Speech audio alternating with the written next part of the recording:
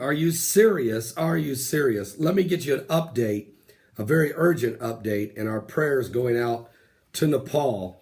But the earthquake of 7.9, a mega earthquake, a devastating earthquake that hit early Saturday morning, has left now 3,700 people are dead, and there's a lot of outlying areas, mountain villages, that's not even, nobody's even got to them yet. Okay, they're still searching for victims. They're trying to rescue people still buried in the rubble. Now, shelter, fuel, food, medicine, power, the new ability to get the news, everything is in short supply in Nepal's earthquake-hit capital of Kathmandu. Everything, as its people are searching for lost loved ones, sorting through the rubble for their belongings and struggling to provide for their families' needs. In much of the countryside, it is even worse, though now much worse was only beginning to become apparent.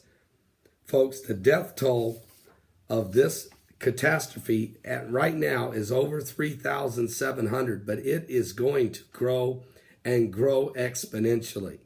This is an absolute massive disaster, the worst earthquake in 80 years, and maybe one of the worst ever. It is a terrible situation here. And of course, that area is vulnerable anyway. They're in the Himalayas, but these folks are just in terrible shape. Now, I do know that there's 100,000 Army soldiers involved in the rescue operations.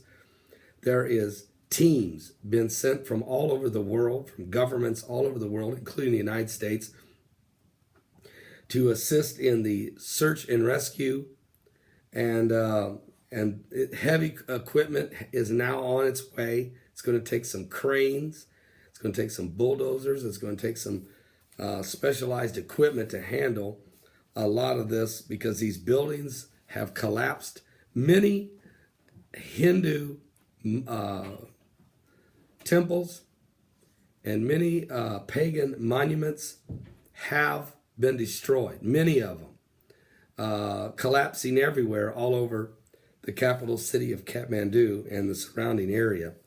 So, you know, I think back to Dr. Lester Sumrall, and the fact that he preached quite a bit in Nepal and in India and Pakistan, and well, in 134 countries of the world. But he spent quite a bit of time in Asia, up in China and Mongolia, and in Africa and different places. And of course, everywhere he went, he said, if there was a heavy presence of pagan gods, there was always catastrophes and extreme poverty and disease.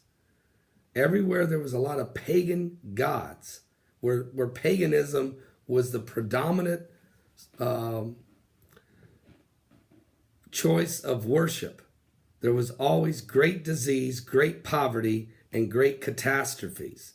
And this has been, you know, Dr. Lester Sumrall, of course, was very, very firsthand knowledgeable. And then second of all, a lot of great training from Smith Wigglesworth and Howard Carter and others from the old days of great revivalists and movements of God.